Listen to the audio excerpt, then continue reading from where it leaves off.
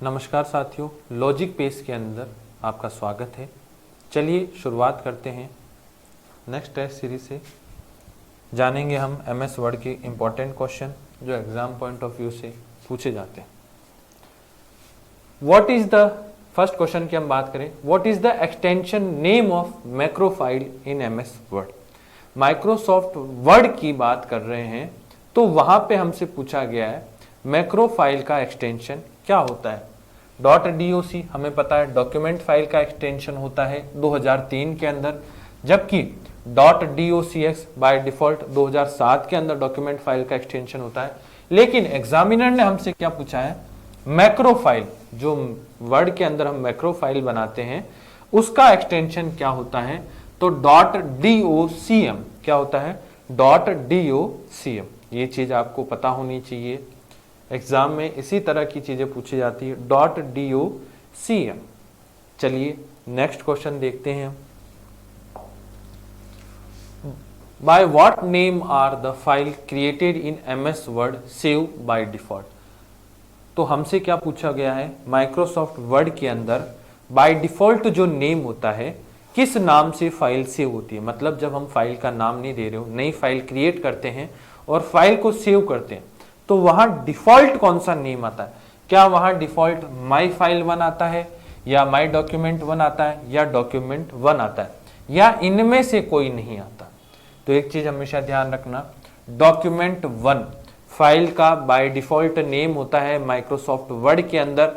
जब हम फाइल को कोई नाम नहीं देते हैं तब वहां डॉक्यूमेंट 1 आएगा। अगर आपने डॉक्यूमेंट 1 नाम से कोई फाइल को सेव कर रखा है तो वहां डॉक्यूमेंट 2 या डॉक्यूमेंट 3, डॉक्यूमेंट 4 इस तरह से नाम आते जाएंगे।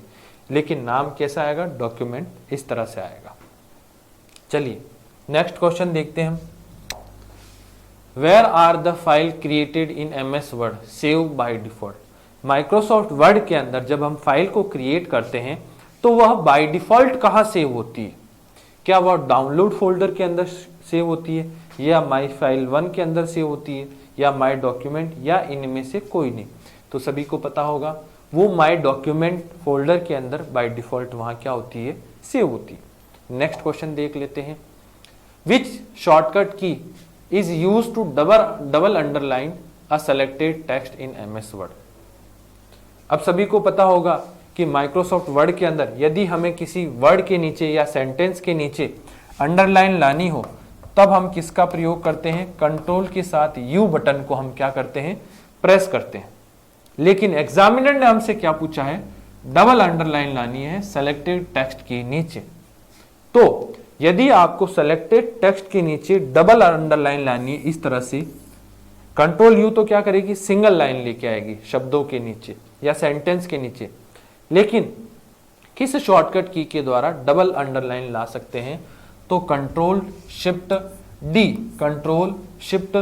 डी की के द्वारा हम क्या कर सकते हैं, सेलेक्टेड टेक्स्ट के नीचे डबल अंडरलाइन ला सकते हैं। ये एमएस वर्ड की शॉर्टकट की है। चलिए next question. Which of the mouse click is done on the format painter to apply formatting to more than 1। हाँ, फॉर्मेट पेंटर क्या करता है, जिस तरह से हम कॉपी और पेस्ट कमांड के द्वारा क्या करते हैं, सेलेक्टेड टेक्स्ट को कॉपी करके कहीं और क्या कर सकते हैं, पेस्ट कर सकते हैं। इसी तरह से फॉर्मेट पेंटर एक कमांड होती है जो क्या करती है, सिर्फ और सिर्फ फॉर्मेटिंग को कॉपी और पेस्ट करने का काम करती है। तो एग्जामिनर ने हमसे पूछा है एक फाइल के अंदर यदि आपको मल्टीपल बहुत सी जगह फॉर्मेटिंग को क्या करना हो, अप्लाई करना हो, तब हमें क्या करना होगा, फॉर्मेट पेंटर कमांड के ऊपर डबल क्लिक करना होगा। क्या करना होगा, फॉर्मेट पेंटर कमांड के ऊपर डबल क्लिक करना होगा। जब हम डबल क्लिक करेंगे तो वो फॉर्मेटिंग, सेलेक्ट की गई फॉर्मेटिंग को हम मल्टीपल प्लेसेस पे क्या कर सकते हैं, अप्लाई कर सकते हैं एक फाइल के अंदर। फॉर्मेट पेंटर कमांड हमें कहाँ मिलेगी, होम टैब के अंदर, क्लिपबोर्ड ग्रुप के अंदर फॉर्मेट पेंटर कमांड मिलती है। यदि आपको फॉर्मेटिंग को ही कॉपी करना हो शॉर्टकट की के द्वारा तो हम कुछ नहीं करेंगे, कंट्रोल के साथ शिफ्ट के साथ सी बटन को प्रेस करेंगे तो ये क्या करेगा, फॉर्मेटिंग को कॉपी करेगा। और उसी फॉर्मेटिंग को यदि हमें पेस्ट करना है तो कंट्रोल के साथ शिफ्ट के साथ वी बटन को प्रेस करेंगे।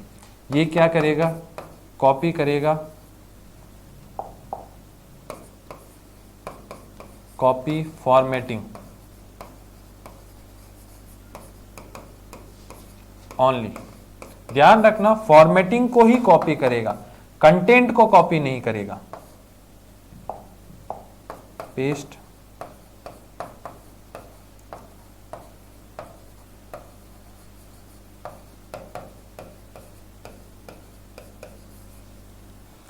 फॉर्मेट पेंटर सिर्फ और सिर्फ फॉर्मेटिंग को कॉपी करेगा और उसे पेस्ट किया जा सकता है। जब हम फॉर्मेट पेंटर कमांड के ऊपर क्लिक करेंगे तब जो हमारा माउस का जो शेप होगा वो एरो पोजीशन से चेंज होकर पेंट ब्रश के अंदर बदल जाएगा।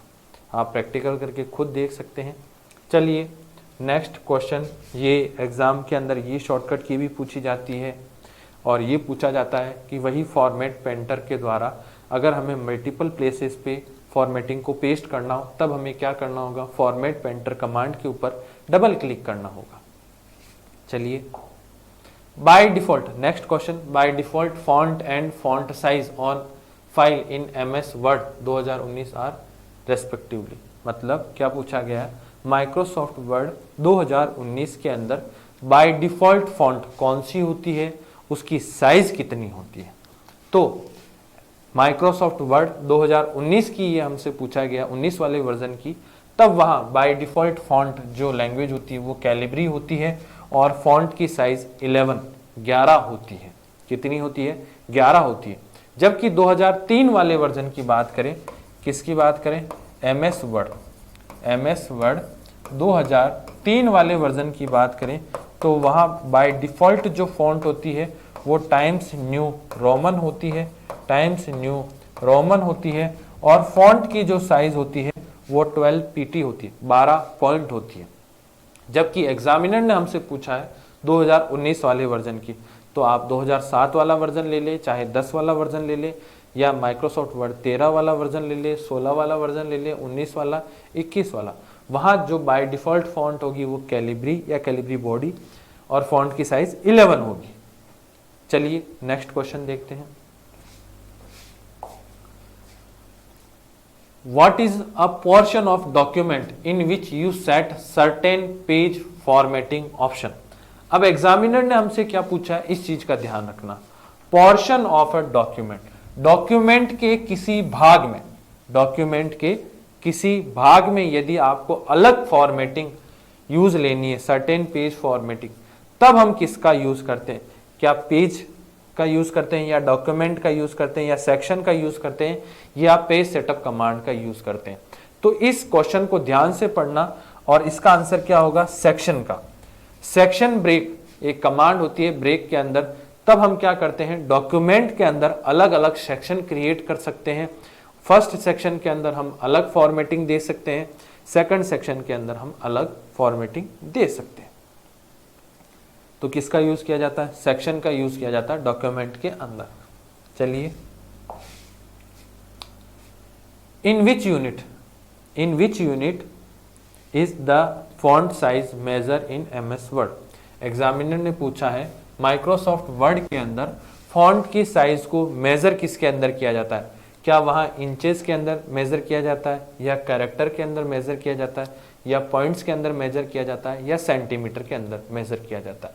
ध्यान रखना, आप चाहे वर्ड की बात कर लो, आप चाहे एक्सेल की बात कर लो, आप चाहे पावर पॉइंट की बात कर लो, फॉन्ट का जो साइज होगा वो मेजर किया जाता है पॉइंट्स के अंदर। किसके अंदर किया जाता है, पॉइंट्स के अंदर मेजर किया जाता है। Next question, what is the maximum font size in MS word. ध्यान रखना माइक्रोसॉफ्ट वर्ड से रिलेटेड पूछा गया है, तो एमएस वर्ड के अंदर मैक्सिमम फॉन्ट साइज कितनी होगी, तो कितनी होगी 1638। हम बात करें एमएस वर्ड जो नए वर्जन है, इसके अंदर जो डिफॉल्ट फॉन्ट साइज होती है, क्या डिफॉल्ट जो फॉन्ट की साइज होती है वो 11 होती है, जबकि मिनिमम फॉन्ट जो साइज होती है वो 1 होती है और जो मैक्सिमम फॉन्ट साइज होती है वो कितनी होती है 1638 होती है। और फॉन्ट की साइज को एमएस वर्ड के अंदर जो फॉन्ट की साइज है वो मेजर की जाती है, किसके अंदर की जाती है, पॉइंट्स के अंदर मेजर की जाती है। पॉइंट्स लिखो या पीटी लिखो, शॉर्ट फॉर्म है पॉइंट्स की।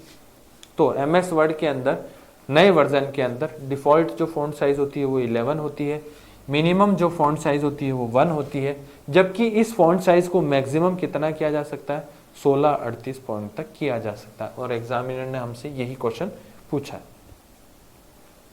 ये वर्ड का है, एक्सेल में ये चीजें अलग होगी, पावर पॉइंट में ये चीजें अलग होगी। अब देखिए नेक्स्ट क्या क्वेश्चन पूछा गया है, border can be applied to, border को कहां अप्लाई किया जा सकता है। क्या बॉर्डर को किसी सेल पे दिया जा सकता है क्या, हाँ जी, बॉर्डर को सेल पे अप्लाई किया जा सकता है।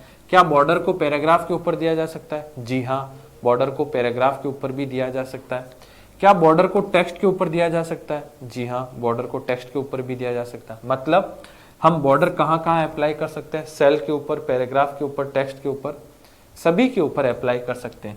तो हमारा करेक्ट आंसर क्या होगा, ऑल ऑफ अबव। चलिए, आशा और उम्मीद करता हूं यहां तक चीजें आपको समझ में आई होगी। थैंक यू, धन्यवाद।